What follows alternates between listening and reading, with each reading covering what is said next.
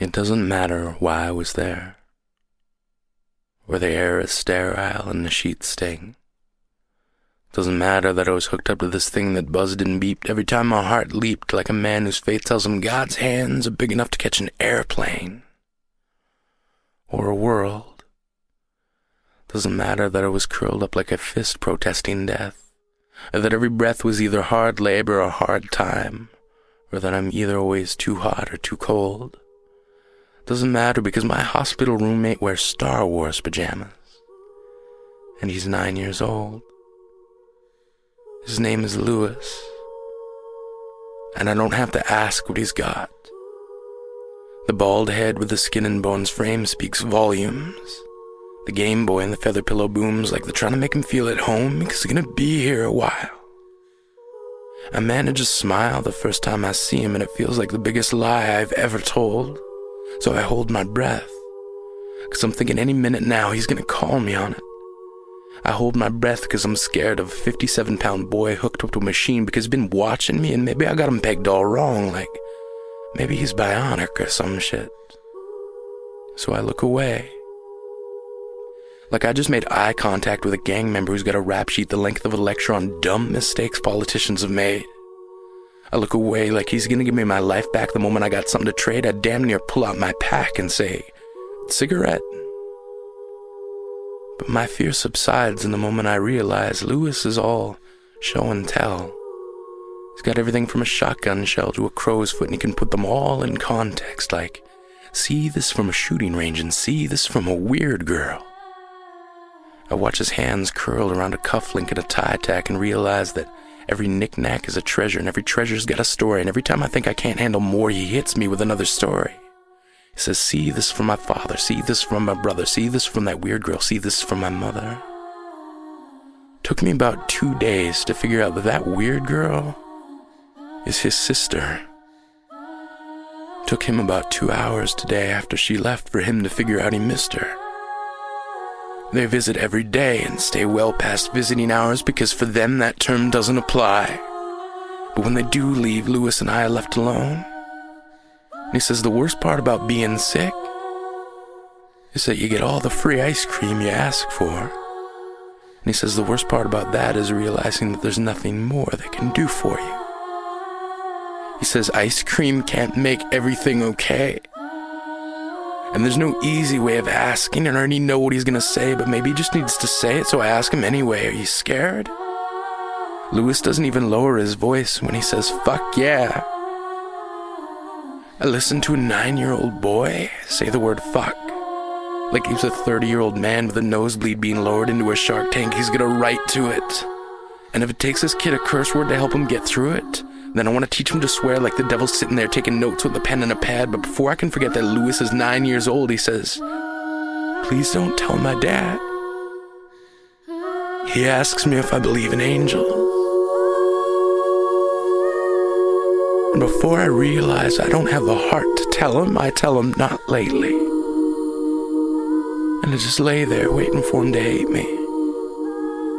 But he doesn't know how to, so he never does. Lewis loves like a man who lived in a time before God gave religion to men and left it to them to figure out what hate was. He never greets me with silence, only smiles, and a patience I've never seen in someone who knows they're dying, and I'm trying so hard not to remind him I'll be out of here in a couple days smoking cigarettes and taking my life for granted, and he'll still be planted in this bed like a flower that refuses to grow. I've been with him for 5 days, and all I really know is Lewis loves to pull feathers out of his pillow and watch them float to the ground. Almost as if he's the philosopher inside of the scientist, ready to say it's gravity that's been getting us down. But the truth is, there's not enough miracles to go around, kid. And there's too many people petitioning God for the winning lotto ticket. And for every answered prayer, there's a cricket with arthritis. And the only reason we can't find answers is because the search party didn't invite us. And Lewis, right now, the crickets have arthritis. So there's no music. No symphony of nature swelling to crescendos as if we've been halos into melodies that can keep rhythm with the way our hearts beat. So we must meet silence with the same level of noise that the parents of dying 9-year-old boys make when they take liberties in talking with heaven. We must shout until we shatter in our own vibrations, then let our lives echo and grow distant.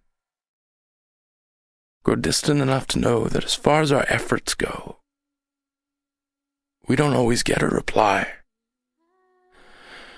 But I swear to whatever God I can find in the time I have left, I'm gonna remember you, kid.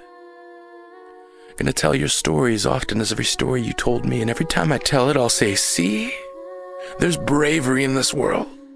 There's 6.5 billion people curled up like fists protesting death.